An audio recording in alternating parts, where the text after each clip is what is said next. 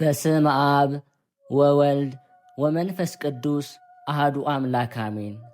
በክርስቶስ ክርስቲያን፣ በወልድ ውሉድ፣ በመንፈስ ቅዱስ መንፈሳውያን የተባላችሁ የእግዚአብሔር ቤተሰቦች፣ የቅድስት ድንግል ማርያም የአስራት ያደራ የጥበቃ ልጆች፣ በወደደን ባፈቀረን በክርስቶስ ፍጹም ሰላምታ ሰላም እላችኋለሁ። የአምላካችን የእግዚአብሔር ስሙ የተመሰገነ ይሆንልን። የእናቱ የእናታችን የቅድስት ድንግል ማርያም ለስሙ አጠራር ክብሩና ምስጋና ይግባት።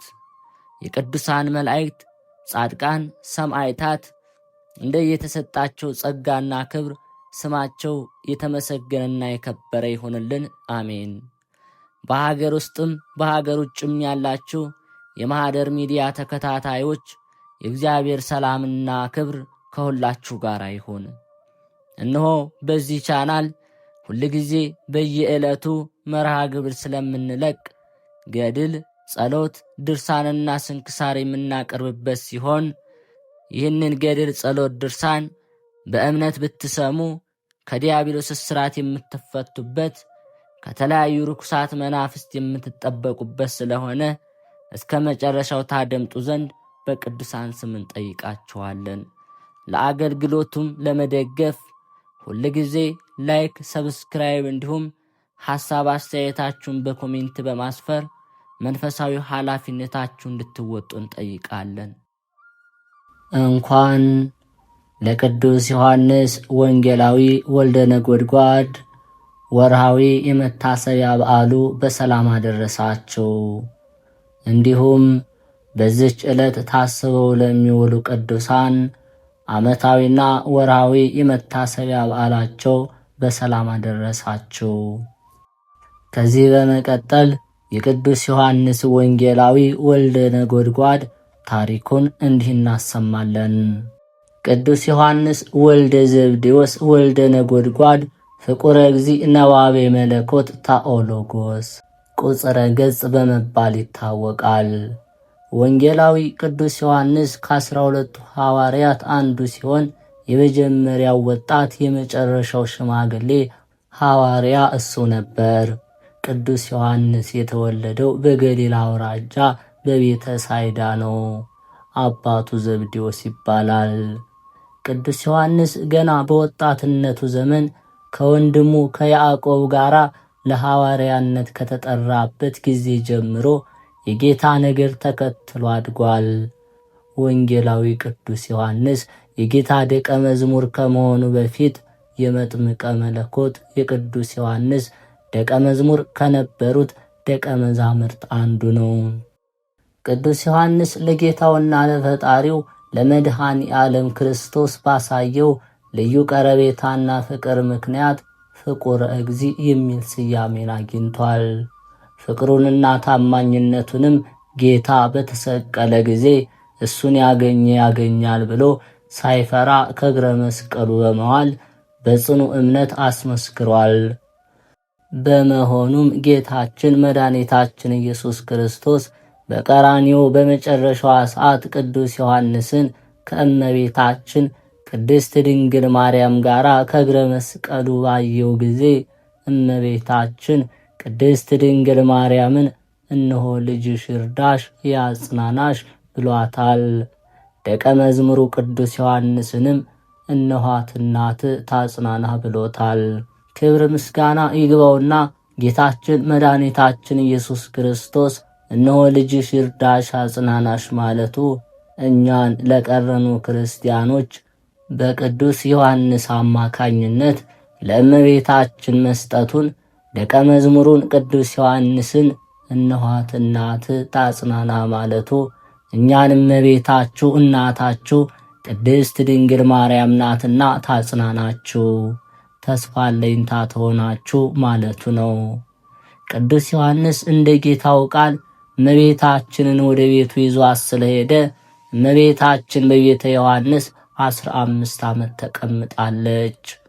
ከዚህም ኃይለ ቃል የምንማረው እመቤታችን በቤተ መቅደስ እንደኖረች ሁሉ በልበ ምዕመናንም አድራ በሃይማኖት የምታጸና ምግባር ሃይማኖትን ሕገ ትሩፋትን የምታሰራ ከልጇ ከወዳጇ ከመድኃኔ ዓለም ኢየሱስ ክርስቶስ ድኅነተ ሥጋንና ድኅነተ ነፍስን በረከተ ሥጋንና በረከተ ነፍስን የምታሰጥ መሆኗን ነው። ቅዱስ ዮሐንስ የጌታ ትንሣኤ በተነገረ ጊዜ ቅዱስ ጴጥሮስን ቀድሞ ከመቃብረ ክርስቶስ ከጎልጎታ እንዲገኝ ያደረገው የፍቅሩ ጽናት ነበር። የቅዱስ ዮሐንስ የድንግልና ሕይወትም ረቂቁን ምስጢረ መለኮት ወይም ምስጢረ ሥላሴ ለማየት አስችሎታል። ምስጢረ ሥጋዌን አስተካክሎ አደላድሎ በመጻፍ አምልቶ አስፍቶ አስተምሯል። የፍቅረ እግዚአብሔርንና የፍቅረ ቢጽን ጠቃሚነት በስፋት የጻፈ ቅዱስ ዮሐንስ ወንጌላዊ ወልደ ነጎድጓድ ነው። ቅዱስ ዮሐንስ ወንጌላዊ ረቂቁን ምስጢር አጉልቶ አምልቶ አስፍቶ ያስተማረ በመሆኑ ቤተ ክርስቲያን እንዲህ እያለች ተወድሰዋለች። ባሕረ ጥበባት አበልሳናት ንስር ሰራሪ ልዑለ ስብከት ዮሐንስ ወንጌላዊ ራእዩ ህቡአት ነገሩኒ ቅሱም በጽዮ መለኮት ሰባኪ ወንጌል መጋቢ ሃይማኖት ቀዋሚ ለቤተ ክርስቲያን ኮከበ ስርግው ዮሐንስ ድንግል ባሕረ ጥበባት የጥበባት ባሕር የልሳኖች አባት ሰማያትን ሰንጥቆ የሚበር ንስር ልዑለ ስብከት ህቡአትን ምስጢራትን የሚያይ ወንጌላዊ ዮሐንስ ነገሩ ሁሉ በምስጢረ መለኮት የጣፈጠ የተቀመመ መምህረ ወንጌል የሃይማኖት መጋቢ ነው። የቤተ ክርስቲያን አለኝታዋ የተሸለመ ኮከብ ነው። ነደ እሳት በሆነ በሕፅነ መለኮት በንጽሕና የታቀፈ ረቂቁን ምስጢረ መለኮት የሚያይ የሚመረምር የጥበባት ባሕር ድንግሉ ቅዱስ ዮሐንስ እንደ መላእክት ድንቅ ሥራን ይሠራል ትለዋለች። ቅዱስ ዮሐንስ በስሙ የሚጠራውን አራተኛውን ወንጌለ ክርስቶስ ሕዝብንና አሕዛብን ፍጡርና ፈጣሪን በብቃት ያገለገለ ታላቅ ሐዋርያ ነው። ስለ ሥጋዊ ሕይወቱ ፍጻሜ ጌታ እስክመጣ ድረስ ይኖር ዘንድ በወድስ ምን አግድሆ ብሎ ለቅዱስ ጴጥሮስ በነገረው መሠረት አልሞተም። በክብር ከቅዱሳን ጋር በአንድነት አለ እንጂ። መታሰቢያውም ወር በገባ በ4 ነው። ቅዱስ ዮሐንስ ፍቁረ እግዚእ አምላካችን ኢየሱስ ክርስቶስ በቅዱስ ወንጌሉ እንደነገረን በመንግሥተ ሰማያት ታላቁ ሰው ወንጌላዊ ዮሐንስ ነው። ቅዱሱ ሐዋርያ ከዘብዴዎስና ከማርያም ባወፍልያ ተወልዶ በገሊላ አካባቢ አድጎ ገና በወጣትነቱ መድኃኔ ዓለም ክርስቶስን ተከትሎታል። ቅዱስ ዮሐንስ ከሐዋርያት ቀድሞ ጌታን ከመከተሉ ባሻገር በምንም ምክንያት ከጎኑ አይጠፋም ነበር። ስለ ንጽሕናውና በጎ የፍቅር ሕሊናው ሕፃን ሳለ በወንድሞቹ ሐዋርያት ዘንድ ሞገሱ ከፍ ያለ፣ ጌታችን እስከ እግረ መስቀሉ ድረስ በመከተሉ ድንግል እመቤታችን ቅድስት ማርያምን ተቀብሏል። ከእርሷ ጋር ለ15 ዓመታት ቢቀመጥ መዝገበ ምስጢር ሆነ። ስንኳን ከሰው ልጆች ይቅርና ከልዑላኑ መላእክትም ማዕረጉ ከፍ አለ። ሰው ይበቃ መላእክት ሊያይ ይችላል። ቅዱስ ዮሐንስ ወልደ ነጎድጓድ ግን መላእክት ሊያዩት ይከብዳቸዋል። ከፍጥረት ወገን ከእመ ብርሃን ቀጥሎ ክቡር እርሱ ነው። ቅዱስ ዮሐንስ በታናሽ እስያ ለ7ቱ አብያተ ክርስቲያናት መስበኩ ይታሰባል። ቅዱሱ ከጌታችን ዕርገት በኋላ ለ70 ዓመታት በዚህ ምድር ሲኖር አብዛኛው ጊዜውን ያሳለፈው በኤፌሶን አካባቢ ነው። ሕዝቡን ወደ ክርስትና ለማምጣት በአፍም በመጽሐፍም ደክሟል። 3 መልእክታት ራእዩንና ወንጌልን ጽፎላቸዋል። ሕይወትን ስለሰበከላቸው በፈንታው ብዙ አሰቃይተውታል። ከእሳት እስከ ስለት እስከ መጋዝም በስተእርጅና ደርሶበታል። እርሱ ግን በትዕግስቱ ገንዘብ አድርጓቸዋል። ቅዱሱ በኤፌሶን ይህች ኤፌሶን የሚሏት አገር መገኛዋ በቀድሞ ታናሽ እስያ በአሁኑ ቱርክ አካባቢ ሲሆን ብዙ ሐዋርያት አስተምረውባታል። ያም ሆኖ የሚፈለገውን ያህል ለውጥ ያመጣች አልነበረችምና ቅዱስ ዮሐንስ ወንጌላዊ ሊሄድ ተነሳ። ከደቀ መዛሙርቱ መካከል ቅዱስ አውሮኮሮስን ከ72ቱ አርድእት አንዱን አስከትሎ እየጸለዩ በመርከብ ላይ ተሳፈሩ። ሐዋርያት አበው መከረኞች ናቸውና ማዕበል ተነሳባቸው። በጥቂት አፍታም መርከባቸው በማዕበሉ ተበታተነች። ቅዱስ አውሮኮሮስ በስባሬ ላይ ተሳፍሮ ወደ አንዲት ደሴት ደረሰ። ግን ከንጹሕ መምህሩ ቅዱስ ዮሐንስ ተለይቷልና ለቀሰ። ፍቁረ እግዚእ ግን ያለ ምግብና ያለ ውሃ ማዕበለ ባህር እያማታው ለ40 ቀናት ቆየ። እርሱ በፈጣሪው ፍቅር የተመሰጠ ነበርና አለመመገቡ አልጎዳውም። በ40ኛው ቀን ግን ደቀ መዝሙር ወዳለበት ደሴት ማዕበሉ አደረሰው። ሁለቱ ቅዱሳን ተፈላልገው ተገናኙ። እጅግም ደስ ብሏቸው ፈጣሪን አመሰገኑ። አምላካቸው ወደዚች ደሴት ያመጣቸው በጥበቡ ነውና ሲዘዋወሩ 2 ነገርን አስተዋሉ። አንደኛ የደሴቷ ሁሉም ነዋሪ የሚያመልኩት ጣዖት ነው። ሁለተኛ አብዛኞቹ ልዑላን የቤተ መንግሥት ውላጆች ናቸው። ሮምና የሚሏት አንዲት ሴት ደግሞ እነዚህን ሁሉ እየመገበች ታስተዳድራለች። ቅዱሳኑ በቦታው በቀጥታ ትምህርተ ወንጌልን ቢናገሩ እንደማይቀበሏቸው ስለተረዱ ሌላ ፈሊጥን አሰቡ። እንዳሰቡትም ወደ እመቤት ሮምና ቤት ሄደው በባርነት ተቀጠሩ። ለእርሷም ድሮ የአባትሽ ባሮች የነበርን ሰዎች ነን ስላሏት 2ቱን ቅዱሳን እሳት አንዳጅና ገንዳ ጣቢ ያደረገቻቸው። ለሰማይ ለምድሩ የከበዱ እነዚህ ቅዱሳን የካዱትን ይመልሱ ዘንድ በባርነት ግፍን ተቀበሉ። የመከር የማሳመኛ ጊዜ ሲደርስም አንዳች አጋጣሚ ተፈጠረ። ቅዱሳኑ ዮሐንስና አውሮኮሮስ ወደ መታጠቢያ ቤቱ ሲገቡ ሰይጣን በውስጥ ኖሮ ደንግጧልና እወጣለሁ ብሎ ሲሮጥ የንጉሡን ልጅ ረግጦ ገደለው። ሮምናና የአካባቢው ሰዎች ከበው ሲላቀሱ ቅዱሳኑ ቀረቡ። ሮምና ግን በቁጣ ልትሳለቁ ነው የመጣችሁን በሚል ቅዱስ ዮሐንስን በጥፊ መታቸው። መላእክት እንኳን ቀና ብለው ሊያዩት የሚከብዳቸው ሐዋርያ ይህንን ታገሰ። በጥፊ ወደ መታችሁ ሴት ቀረብ ብሎም አትዘኚ ልጁ ይነሳል አላትና ጸለየ። ወደ ሞተውም ቀረብ ብሎ በጌታችን በኢየሱስ ክርስቶስ ስም አስነሳው። በዚህ ጊዜም ሮምናን ጨምሮ በስፍራው የነበሩ ሰዎች ለቅዱስ ዮሐንስ ወንጌላዊ ሰገዱ። እርሱ ግን ሁሉንም አስነስቶ ትምህርተ ሃይማኖትን፣ ፍቅረ ክርስቶስን ሰበከላቸው። በስመ ሥላሴ አጥምቆ ካህናትን ሹሞ ቤተ ክርስቲያን ማንጾ ወጥቷል።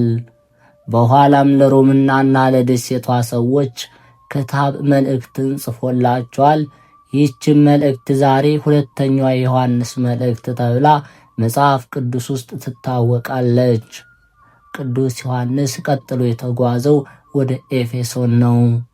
በዚች ከተማ የምትመለክ አርጤምስ ወይም አርጢሞስ የሚሏት ጣዖት ነበረች። አርጤምስ ማለት መልክ የነበራት ትዕቢተኛ ሴት ስትሆን አስማተኛዋ ባሏ ነው እንድትመለክ ያደረጋት። ቅዱስ ጳውሎስ ብዙ ምዕመናንን ከእርሷ እንዲርቁ ማድረግ ችሏል። ጨርሶ ያጠፋት ግን ቅዱስ ዮሐንስ ወንጌላዊ ነው። በቦታው ብዙ ግፍ ደርሶበት በርካታ ተአምራት አድርጓል። ቤተ ጣዖታቱንም በተአምራት አፍርሷል። የፍቅር ሐዋርያ ቅድስት ቤተ ክርስቲያናችን ቅዱስ ዮሐንስን የፍቅር ሐዋርያ ትለዋለች። ለ70 ዘመናት በቆየ ስብከቱ ስለ ፍቅር ብዙ አስተምሯል። ፍቅርንም በተግባር አስተምሯል።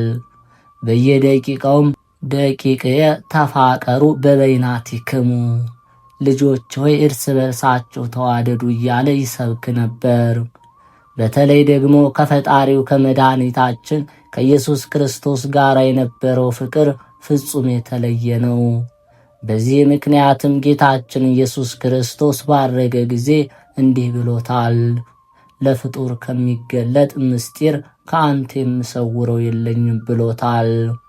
ቅዱስ ዮሐንስ ከእመቤታችን ጋር ልዩ ፍቅር ነበረው። እርሷ እንደ ልጇ ስትወደው፣ እርሱ ደግሞ እንደ እናቱ ልቡ እስኪነድ ድረስ ይወዳት ነበር። እስከ እግረ መስቀሉ ድረስ ተከትሎ ያገኛት እመቤቱ ናትና።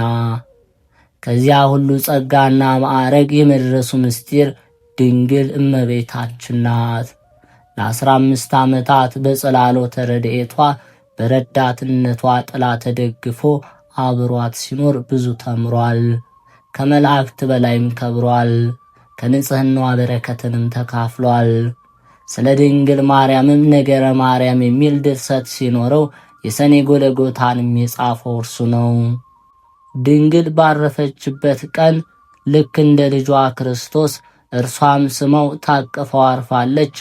ሊቃውንቱ ለዚህ አይደል በንጹሕ ከንፈሮቿ መሳምን መባረክን ሲሹ። ታላቁ ቅዱስ ሐዋርያ ዕድሜው 90 ዓመት በሆነው ጊዜ በዚች ዕለት ተሰውሯል። ከዚያ አስቀድሞ የዓለምን ፍጻሜ ተመልክቷል። ዛሬ ያለበትን የሚያውቅ ቸር እግዚአብሔር ብቻ ነው። እናት ቤተ ክርስቲያን ቅዱስ ዮሐንስን ስትጠራው እንዲህ ነው። ወንጌላዊ ሐዋርያ ሰማዕት ዘእንበለ ደም አወቀለምሲስ ምስጢራትን ያየ ታኦሎጎስ ነዋቤ መለኮት ወልደ ነጎድጓድ ደቀ መለኮት ወምስጢር ፍቁረ ጊዜ ርእሰ ደናግል የደናግል አለቃ ቁጽረ ገጽ ዘረፈቀ ውስጠ ሕፅኑ ለኢየሱስ ከጌታ ጎን የሚቀመጥ ንስር ሰራሪ ልዑለ ስብከት ምድራዊ መልአክ አምደ ብርሃን ሐዋርያ ትንቢት ቀርነ ቤተ ክርስቲያን ኮከበ ከዋክብት በቅዱስ ዮሐንስ ወንጌላዊ ላይ ያደረ የእመቤታችን የቅድስት ድንግል ማርያምና የአንድ ልጇ ኢየሱስ ክርስቶስ ፍቅር በእኛ ላይ ይደር። ቅዱስ ዮሐንስን የወደደ ጌታችን መድኃኒታችን ኢየሱስ ክርስቶስ በፍቅሩ ይጠግነን። ከእናቱ ፍቅር አድርሶ በሐዋርያነት ከእናቱ ፍቅር አድርሶ በሐዋርያው በረከት ያስጊጠን። በጌታ ኢየሱስ መስቀል አጠገብ እናቱ የእናቱ እህት የቀሌዮጳ ሚስት ማርያም መግደላዊት ማርያም ቆመው ነበር። ጌታ ኢየሱስ እናቱን ይወደው የነበረው ደቀ መዝሙሩን ባጠገቡ ቆሞ ባየ ጊዜ እናቱን አንቺ ሆይ እነሆ ልጅሽ አላት። ከዚህ በኋላ ደቀ መዝሙሩን እናትህ እነኋት ብለው ከዚህም ሰዓት ጀምሮ ደቀ መዝሙር ወደ ቤቱ ወሰዳት። ከቅዱስ ዮሐንስ ወንጌላዊ በረከት ረድኤት ያሳትፈን። የተከበራችሁ የልዑል እግዚአብሔር ቤተሰቦች ከዚህ በመቀጠል የቅዱስ ዮሐንስ ወንጌላዊ መልኩን እናሰማለን።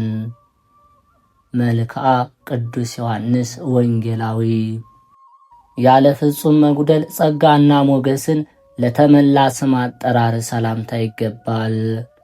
ቅዱስ ዮሐንስ ሆይ ሥጋዊ ደማዊ ስትሆን መልአክነ የራእይን ትርጓሜና ሕጉን አውቅና ረዳ ዘንድ የጥበብን ምንጭ እንደ ተከዜ ወንዝ ሙላኝ።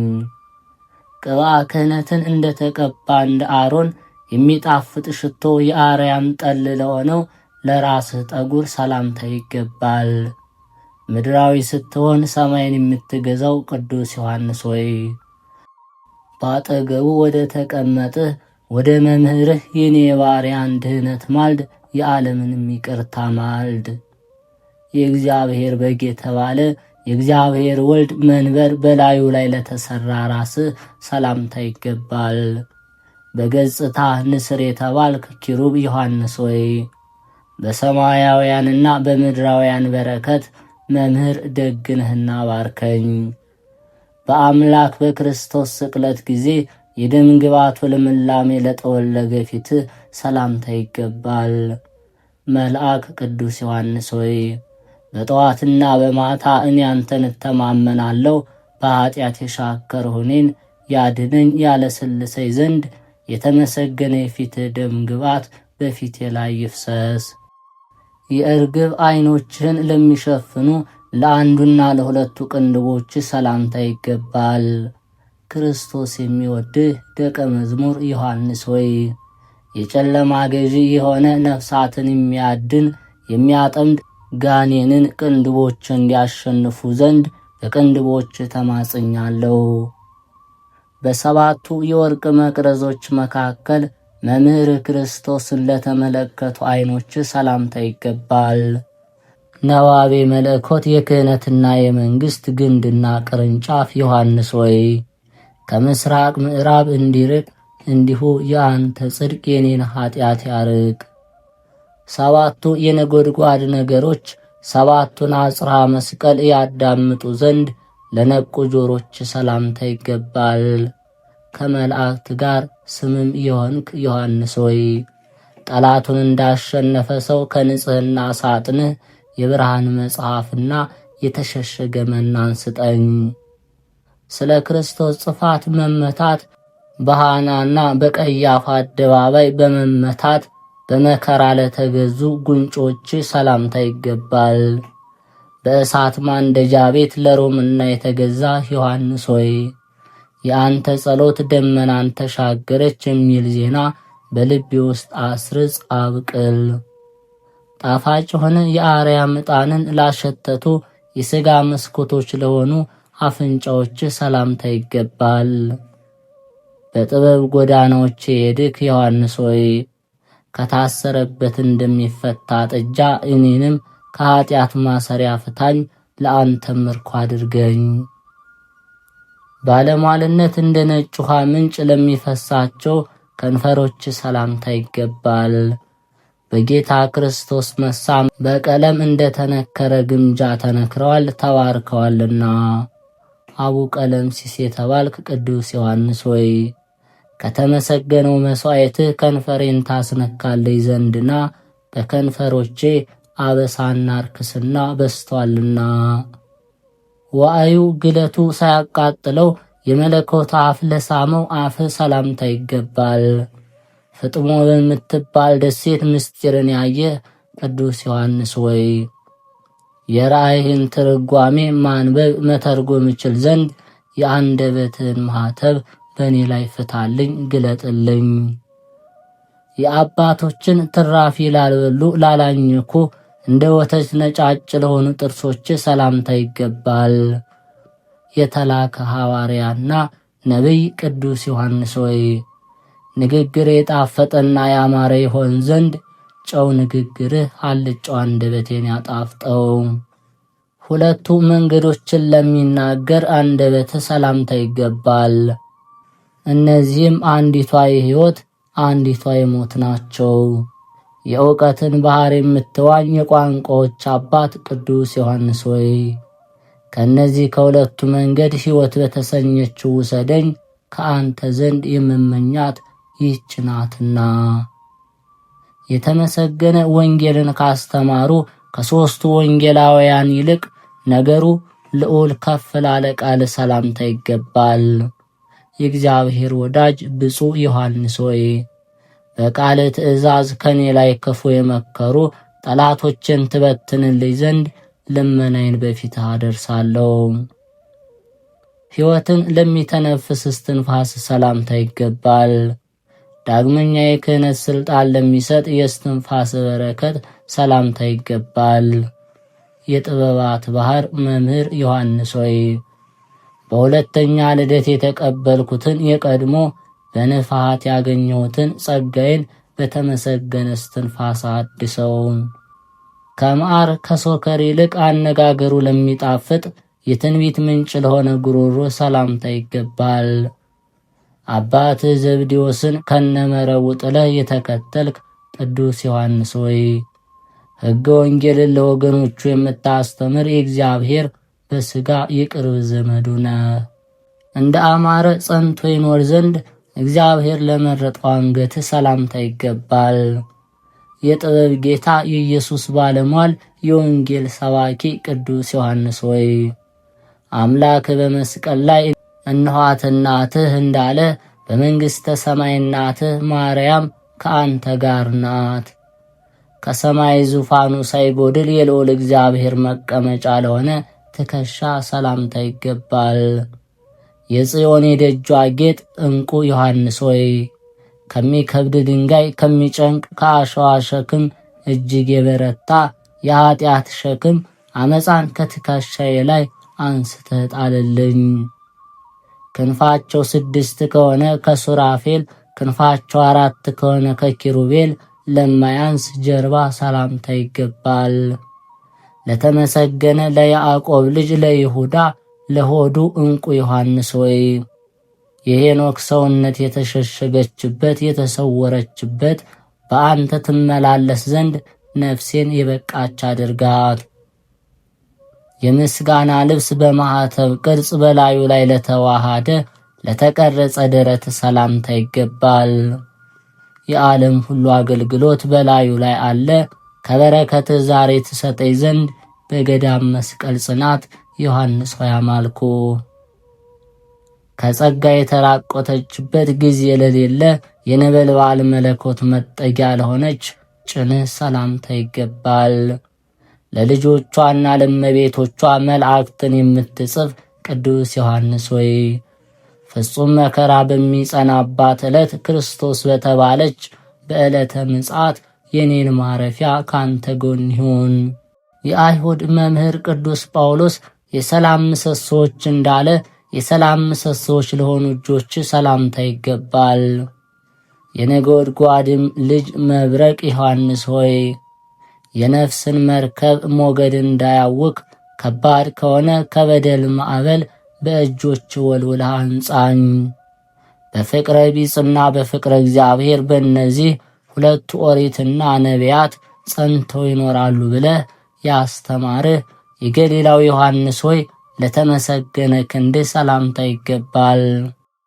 ለየዋህ በግ ከተኩላ ታድነኝ ዘንድ እኔ በጸሎት በተዘረጋ ክንድ እማጸናለሁ። በምስጋና አደባባይ ለሚቆሙ የ60 ኃይለኞች ኃይል ላለው ኩርና ሰላም ላለው እንደ አንበሳ ልብህ የተማመነ ጽኑ ዮሐንስ ሆይ በመረብ አስግረው አሳን እንደሚያወጡ በደል ከሞላበት ከዓለም ባህር እኔን አውጣኝ።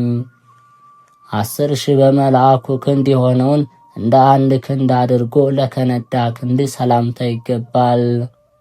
የሰማይ በር ተከፍቶ የተመለከተ ቅዱስ ዮሐንስ ሆይ ለጠላቶች መዘባበቻ እንዳልሆን የአንተ ክንድ የምትደግፍ እህት ሆነኝ።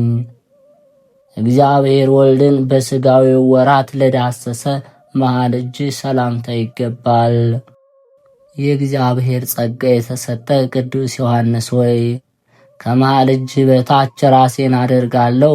ከብርና ከወርቅ ይልቅ ያንተን መሃል እጅ መርጣለሁ።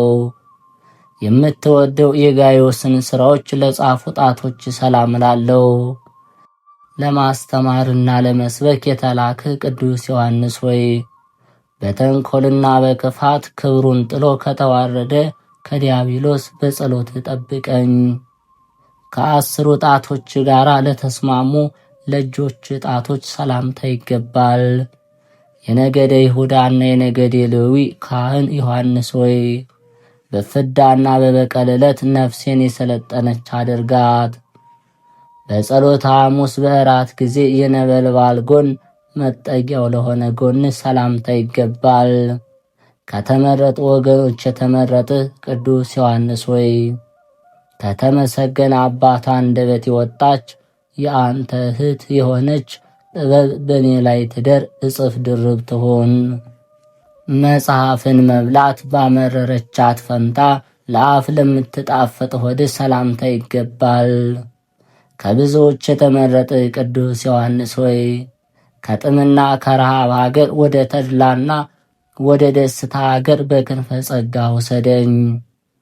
ዕብራውያን ሰቅለው በገደሉት በመምህርህ በኢየሱስ መተማመኑን ላልተወ ልቦና ሰላምታ ይገባል።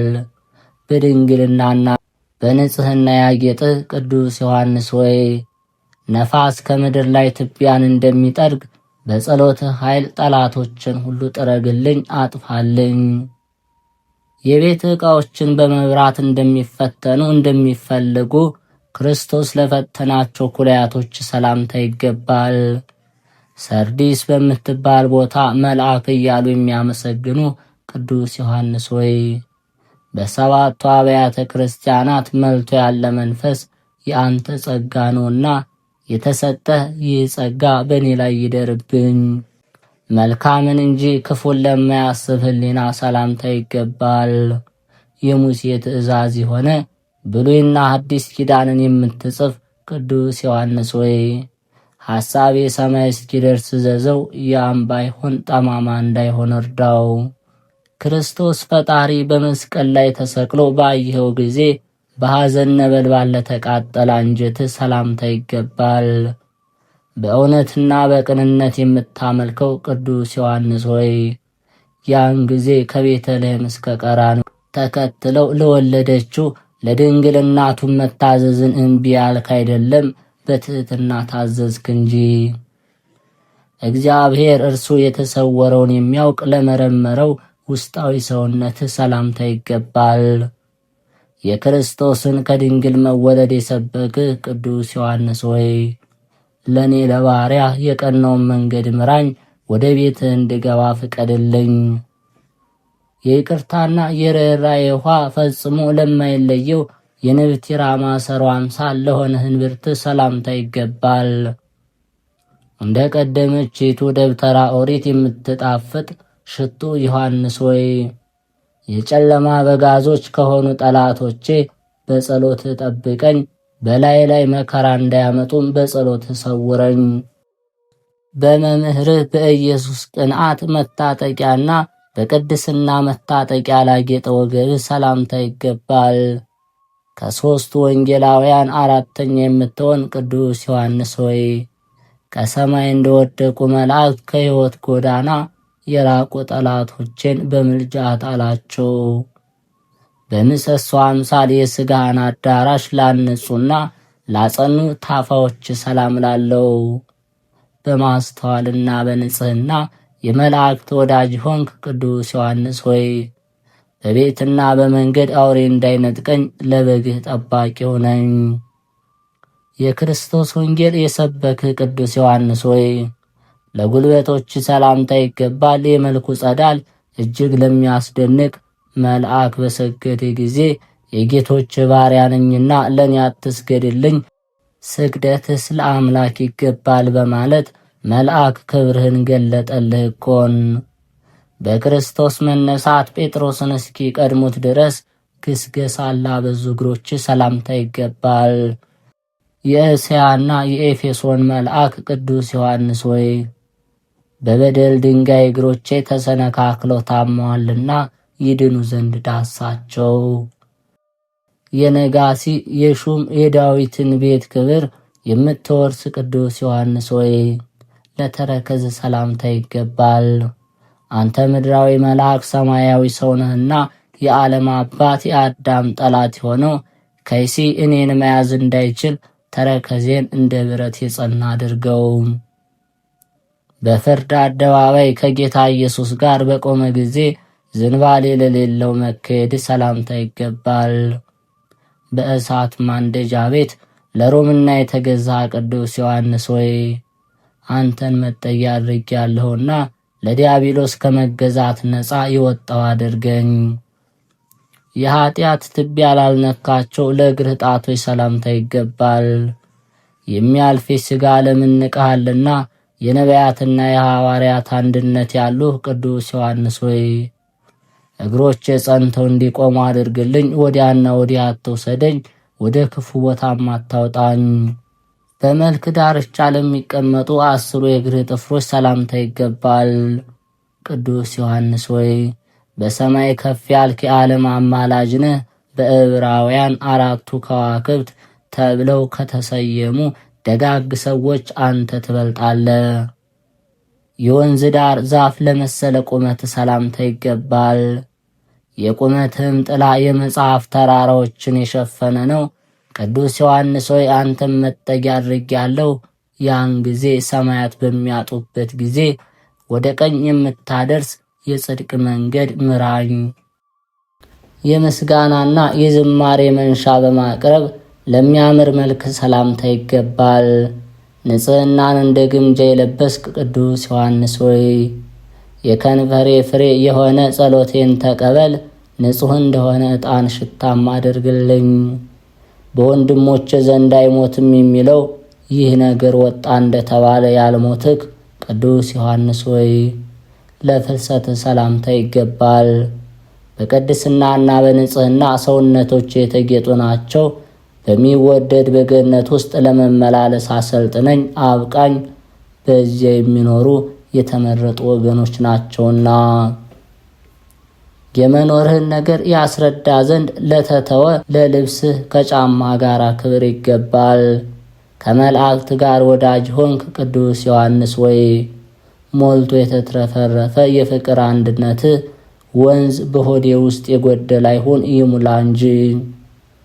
ቅዱስ ዮሐንስ ሆይ ለሚለምንህ አትከልክለው የሚለውን የወንጌል ትእዛዝ ታውቃለህና ከላይ ያለች በረከትህን እፈልጋለሁ። ባለጸጋ ቅዱስ ዮሐንስ ሆይ መስጠትህን ችላ አትበል፣ የድሃ ሕይወቱ ልመና ነውና። አባቴ ቅዱስ ዮሐንስ ሆይ በንጽሕና ገንዘብህ የኔን ኃጢአት ዕዳ ክፈል። የሚሸት የኔን ሥራም በሽቶ ጸሎትህ መዝምዝ ለውጥ። መሥዋዕት የምታሳርግ ክቡር ዮሐንስ ሆይ እኔን ለመባረክ ከወንድሞችህ ሐዋርያት ጋርና በልቦናዬ ውስጥ ፍቅርህ ሞልቷልና።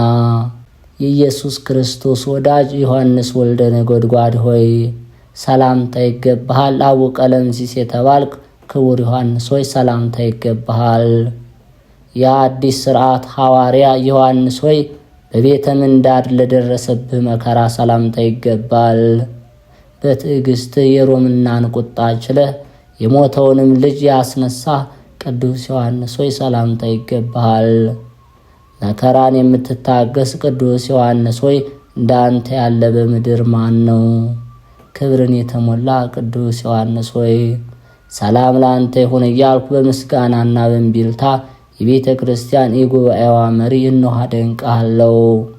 በምስጋናና በማህሌት የመላእክት ወዳጅ ሆንክ እውነተኛ ቅዱስ ዮሐንስ ሆይ ሰላም ለአንተ ይሁን።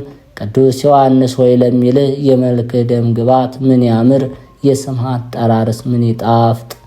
አራተኛው ወንጌል የጻፍክ ቅዱስ ዮሐንስ ሆይ ሰላምታ ይገባሃል። ኮል የተባለ የምስጋና መዓዛ በሰው ሁሉ አፍንጫ በጎ በጎ ሸተተ። ንስር የተሰኘ ቅዱስ ዮሐንስ ሆይ ልዑል ከሆነ ከሰማይ ተዋህዶ ያ ቃል ሥጋ ሆነ በእኛም አደረ እያልክ በርህና።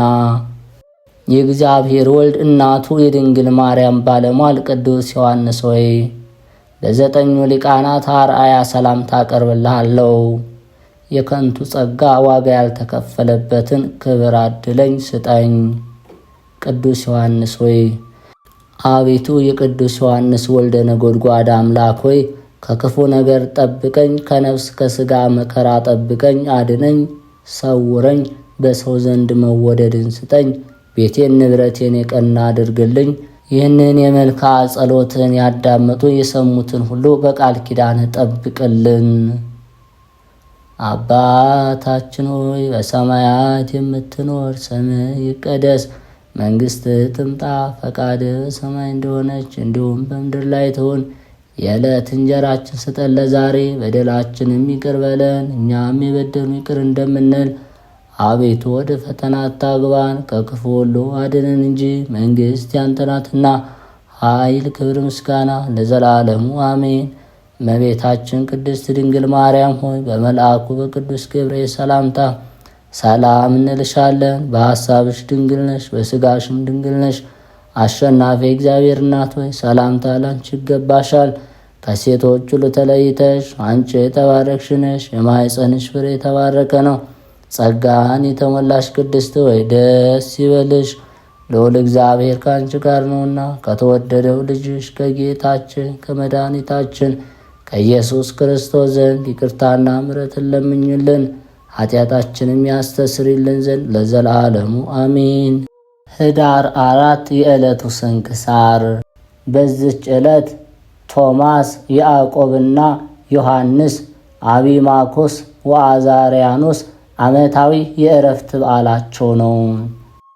ቅዱስ ቶማስ ዘደማስቆ። ቅዱስ ቶማስ በ7ኛው መቶ ክፍለ ዘመን አካባቢ ተወልዶ ያደገ ሶርያዊ ክርስቲያን ነው። ከልጅነቱ እንደሚገባ መጽሐፍትን ተምሮ ለዲቁና፣ ለቅስና ከዚያም ለጵጵስና በቅቷል። በወቅቱ የሶርያ ዋና ከተማ በሆነችው ደማስቆ ላይ ተሹሞ ያገለግል ነበር። ታዲያ ዘመኑ በየቦታው ደም የሚፈስበት ነበርና የክርስቶስን መንጋ መጠበቅ ቀላል የዋዛ ሥራ አልነበረም። በዘመኑ የክርስቲያኖችን ደም ያፈሱ የነበሩት ደግሞ ተንባላት የመሐመድ ተከታዮች ናቸው። 7ኛው መቶ ክፍለ ዘመን መጨረሻ አካባቢ ሲደርስም ተንባላት ግብፅንና ሶርያን በቁጥጥር ስር በማድረጋቸው ክርስቲያኖች ተቸገሩ። በወቅቱም ቅዱስ ቶማስ ሲያስተምር የሰማው አንድ መሐመዳዊ እንከራከር አለው። ቅዱሱም ሊቅ ነበርና ስለ መሐመድ ሐሰተኝነት፣ ስለ ክርስቶስ የባሕርይ አምላክነት ካስረዳው በኋላ ንጹሕና ሰማያዊ ሕግ ቅዱስ ወንጌል እንጂ ቁርአን እንዳልሆነ ነገረው። በአደባባይ በመረታቱ ያፈረው መሐመዳዊም በብሽቀት ሄዶ ለደማስቆ ገዢ ከሰሰው። ቅዱስ ቶማስም ተይዞ ቀረበ።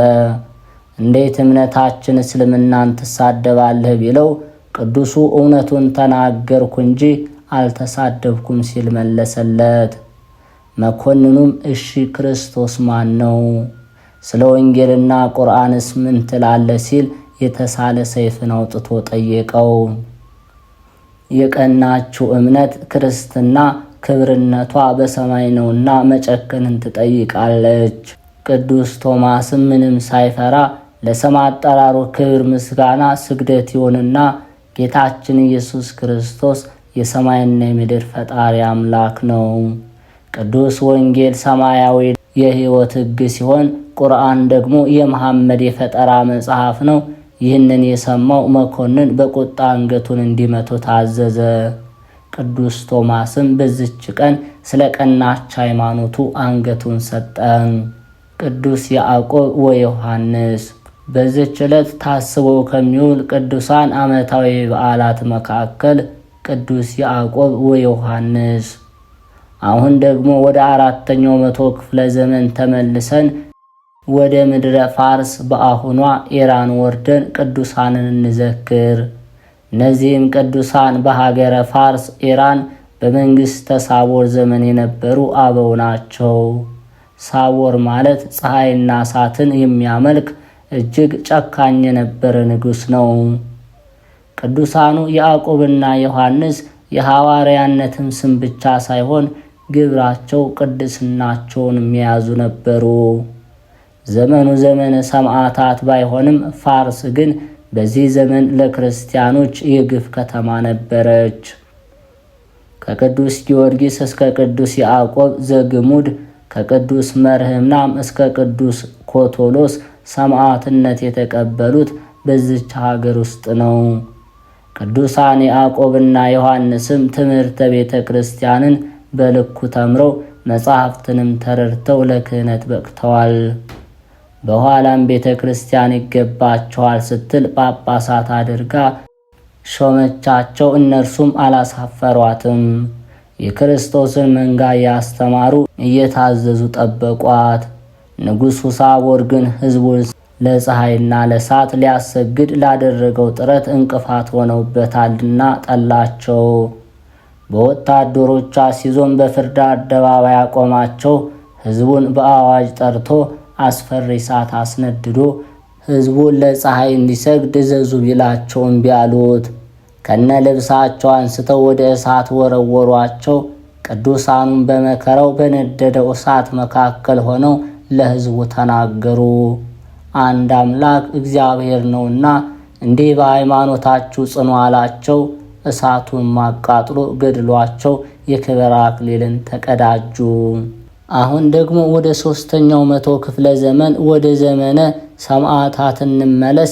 በዘመነ ሰማዕታት ከነበሩ ቅዱሳን ሰማዕታት ሁለቱ አቢማኮስና አዛሪያኖስ ናቸው። አውሬዎቹ መክስምያኖስና ዲዮቅልጥያኖስ ዓለምን ለሁለት ተካፍለው በክርስቲያኖች ላይ ግፍን ሲሰሩ ሁለቱ ቅዱሳን በሮም ግዛት ስር ይኖሩ ነበር። በዘመኑ እንኳን ቤተ ክርስቲያን ማነጽ፣ መዘመር፣ እምነትን መግለጥ ይቅርና ሲያማትቡ መታየት እንኳን ያስገድል ነበር። ነገሥታቱ የሾሟቸው ተከታዮቻቸው ክርስቲያኖች ከዋሉበት አላሳድር ካደሩበትም አላውላሉ። ታላቅ ግፍ፣ ሰቆቃና ጭንቅ በሆነበት በዚያ ወራት የሞተው ሞቶ እኩሉ ሲሰደድ፣ አቢማኮስና አዛርያኖስ ግን በከተማ መሃል ተረጋግተው ክርስቶስን ያመልኩ ነበር። ይህም ተደርሶባቸው ተከሰሱና ተይዘው ቀረቡ። መኮንኑ ሁለቱን ክርስቲያን ወጣቶች ሲመለከታቸው ምንም የፍርሃት ምልክት አልተመለከተባቸውምና ተገረመ። ማንን ታመልካላችሁ አላቸው። እነርሱም የክብር ባለቤት ጌታችን ኢየሱስ ክርስቶስን ሲሉ መለሱለት። ክርስቶስን ትክዳላችሁ ወይስ ትሞታላችሁ ቢላቸው ሰነፍ ሲሉ በአደባባይ ገሰጹት። የፈጠረ ያከበረ ሥጋውን ደሙን የሰጠ ጌታ እንዴት ይካዳል ሲሉም እውነታውን ነገሩት። በድፍረታቸው የደነገጠው መኮንኑ በዚያ ሰዓት ሞትን አዘዘባቸው። በዚህ ቀንም አንገታቸውን ተሰይፈው ለክብረ ሰማዕታት በቅተዋል። አምላክ ቅዱሳን ሰማዕታት በእነሱ ያሳደረውን ትዕግስትና ጽናት በእኛም ላይ ያሳድርብን፣ በረከታቸውንም ያድለን። ከክርስቶስ ፍቅር ማን ይለየናል? መከራ ወይስ ጭንቀት ወይስ ስደት ወይስ ረሃብ ወይስ ራቁትነት ወይስ ፍርሃት ወይስ ሰይፍ ነውን? ስለ አንተ ቀኑን ሁሉ እንገደላለን፣ እንደሚታረዱ በጎች ተቆጠርን ተብሎ እንደተጻፈ። በዚህ ሁሉ ግን በወደደን በእርሱ ከአሸናፊዎች እንበልጣለን። አምላካችን እግዚአብሔር ከእነዚህ ቅዱሳን በረከት ረድኤት ያሳትፈን። የማኅደር ሚዲያ ተከታታዮች ይህንን መንፈሳዊ ቻናል በምትችሉት መጠን ቪዲዮን ላይክ በማድረግ ሐሳብ አስተያየታችሁን ኮሜንት በማስፈር እንዲሁም ሰብስክራይብ ያላረጋችሁ ሰብስክራይብ በማድረግ መንፈሳዊ ድጋፋችሁ አይለይ እንላለን።